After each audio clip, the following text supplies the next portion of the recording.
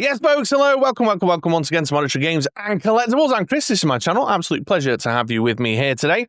And folks, G.I. Joe Classified Series fans, as anticipated, as we predicted, we got the final two figures of the mainline wave that we thought we might see.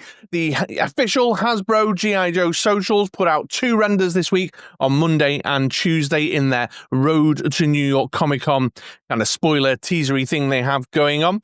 And so I've grabbed those off their socials, got the pickies, and as always, let's take a little look at them together, get a little excited, get a little bit giddy about what we might be seeing come Friday and, commentate on some stuff, because that's what we do. We're adult man-children looking at pictures of new toy releases. So let's get into it. And getting it started, folks, one I'm very excited to see, we've got Big Lob here. I've mentioned on the channel before, the regulars around these parts will know that G.I. Joe the movie was my first introduction to animated G.I. Joe, and so I've got a strong soft spot for the Rawhides, got a strong soft spot for the Renegades, got a strong soft spot for the wacky Cobra La type stuff. So really, really happy to have the Rawhides lineup finished up with this bad boy, and they really kind of forged their own path here. They really forged their own path. I went back and did a bit of research. I headed over to yojo.com, which is an excellent resource, by the way, and everybody should be using it. Shout out to those guys. But there wasn't a vintage figure. There was never a vintage Big Lob figure. There was only ever, I think, a Collectors Club one, and maybe, if I remember from my research yesterday, a 25th anniversary one. So, they've drawn some inspiration from the vintage figures and from the cartoon, but largely speaking, this is their own interpretation of the Big Lob character for sure. I mean, don't get me wrong, they've got the kind of some of the key identifying features, like, he's got his bandolier with his grenades. Obviously, the use of grenades is a kind of key lore piece for him from the assault course and from the end battle at Cobra La. In fact, one little touch I particularly love is that they've included a separate hand grenade, so he can throw it into those shooting robots or drop it in his damaged helicopter thing. So yeah, really loving that. And then of course he's got his red jersey with the 14 on the front there, his basketball jersey and the kind of green combats with the brown leather trimmings and stuff. So your kind of core identifying features are there, but they've other than that, he's his own guy. The head sculpt, for example, that I think that looks like an incredibly good head sculpt. If that comes to life in 6-inch plastic form, that's great. It's Big Lob to look at it, but it's their own sort of Big Lob. In fact, is there even just a little bit of, salt and pepper grey in at the sides? The cartoon version was a bit more kind of angular and obviously a bit more kind of animated in tone, and the hairstyle was a bit different, but it's a really solid head sculpt. I just really feel like there's a lot of personality and character in that. And then even though he's wearing the combats, they've got the elasticated ankles, and then they've kind of gone for like a basketball sneaker look on the footwear rather than combat boots. I suppose your mileage, but that will vary whether you find that kind of cute and whimsical like I do, or whether you wanted, a more traditional military character. He was wearing boots in the cartoon, at least to my visual memory. But yeah, they've just kind of really gone their own way.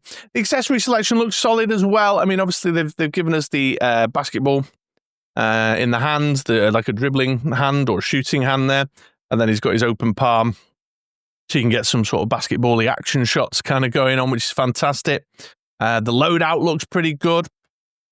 I was looking at that. Is that a new rifle, folks? Someone let me know. I obviously don't buy every G.I. Joe classified, so I don't necessarily know. I'm pretty sure I've not got one. So if it is a new a piece of reuse, it's from a figure that I haven't picked up. But yeah, it looks like a pretty cool gun. Obviously got a sidearm. He's got himself a knife there. Got the hand grenade. Not sure what that is. What's that? Like a big flare gun, or like a little handheld grenade fire thing? Someone a bit more knowledgeable, let me know in the comments down below. I like to think that he's got like a little handheld, little portable grenade mortar type thing. That'd be sort of cool. So yeah, really fun, really exciting.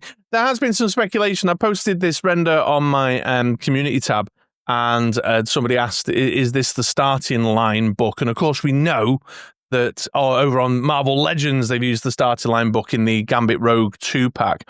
And the starting line book is not great without the over-the-top. They had molded basketball jerseys over the top, so you couldn't see the articulation, whereas we can obviously see the hinge in the middle there. I don't think it is the starting line book, but it could be. It could be. And if it is, then that'll be a shame, because the way the hinge in the middle works, from photos I've seen, I've never had one in hand, but I saw a photo where someone had taken off the thing and sort of hinged it forward, and the way it hinges is not as sort of neat and tidy as it is on a G.I. Joe. So when you do the hinge in the middle, there's like a sticky outy bit there. So time will tell on that front. Time will tell. But they've certainly, it appears by the sort of scale of the way he's standing in the render, when you compare it to other renders, it certainly appears they've tried to get the height in there. You know, give him the height that he had in the film. So hopefully it'll look really fun next to Tunnel Rat, for example. Although I do wonder if they've put the height in there from the legs. These look like entirely new legs here to me, rather than the body. But even then, that's new tooling, isn't it? Because we haven't had any vest-wearing figures at that sort of size of book, have we? So who knows? Who knows? It's possibly painted on. But we'll see. So I'll be disappointed if he looks this great in digital render, and then when we see it in real 6-inch form, it's a bit wanky. But overall, at this point, I'm excited. I'm at least excited and anticipating the stream on Friday, the panel then stream on Friday, to see what it looks like. So as always, folks, let me know in the comments down below your thoughts on that. But there was a second reveal. Actually, have I done these the wrong way round? It doesn't matter. There was one on Monday, one on Tuesday. I've forgotten which order they were done in, because the next one to take a look at is the Night Viper. Look at this. Another highly anticipated character. In fact, this could be an absolute banger of a wave, Mole Rat Stage 2 notwithstanding, because a lot of folks really wanted the Night Viper. And I kind of feel, again, that this is a classified, more modern reinterpretation. So whereas I've sort of kind of passively criticised them leaning a bit too much into the vintage look of the figures, they've then sort of thrown two figures out here that I've gone, oh, actually, I can still see it. The vestigial vintage elements are there, but they've kind of done their own thing, and they've definitely jazzed this dude up. For a start, the headpiece, the helmet, looks much less sort of dark helmet. In big chunky, is a bit more kind of streamlined, a bit more slick, a bit more stealthy. They've obviously got the green kind of mask over the front there, which is a part of the kind of Night Viper's thing, specialism and visual identity. They've kept the color scheme as well, the greens and blacks, but they've really gussied up the front here with this kind of really high-tech looking sort of armor vibe on the front there, and the way they've done the legs as well, rather than just sort of having the padding sort of framing the figure from the sides. It's like a whole thigh boot detective armor gear kind of piece, which is super cool, and I think it gives the Night Viper that really that sort of stealthy science fiction, sneaky kind of feel and tone to it, which is really, really lovely. But then it's the core things are there that tell you it's a Night Viper. The color scheme with the greens in the kind of core body there, things like the gold belt buckle, and well, it's yellow. I think it was a lighter green on the original vintage figure, but it's there. But lots to like in here. I mean, when you look at things like the painted belt buckle, you can see some details over here on the arm. Got this like little what's that, like a little scanner, infrared night vision-y thing on his shoulder, sculpted details with flares maybe, or torches on his legs and stuff. So yeah, lots of stuff there. So yeah, lots to like there, lots of lovely little sculpted details. I'm really into the addition of that sort of exoskeleton-y body armor thing that they've done on the front there. That looks really super cool. Loadout seems decent as well. I mean, again, I think that might be a new rifle up there. I think that could be new. Again, reminiscent of, but a reinterpretation of the kind of rifle piece that the Night Viper carried in the vintage figure. So it's got the big scope on it and the torch piece on the underside of the barrel. And it's a long gun, but it's a little bit more kind of gussied up. Got this cool handgun on the side. Got a bit of kind of like Robocop-y vibes. Got a big old communications backpack, which I think, again, is brand new. I don't think that's reuse from anything that I've seen before. So that's lovely. Whether that'll have some sexy interactive elements on it or not, the same way Dial Tones was, time will tell. And then he's got his couple of knives and daggers. Well, one of each, in fact. Knife and a dagger. So, and they obviously look like they can be stored as like a sheath here that we can see on the front there, on his little bandolier piece, on his little belt across his body. So yeah, I think this is looking strong. I think the Night Viper is looking like a good offering as well. Looks super exciting to me. And that's it. We're all caught up on whichever one it was they dropped on Tuesday, which I actually now think is Big Lob. I think I've done them the wrong way around. There was a note in the text of the post that I saw on Facebook that said, the final reveal in the road to New York Comic Con. So that's all we're getting. I've made this video today, feeling relatively safe in the knowledge that there's nothing else going to be appearing now until Friday. But you know what? I'm recording this on, what day is it today? Wednesday. So it's not long to go now anyway. So what are we still waiting for? We're waiting for whatever the covert icy terrain vehicle will be.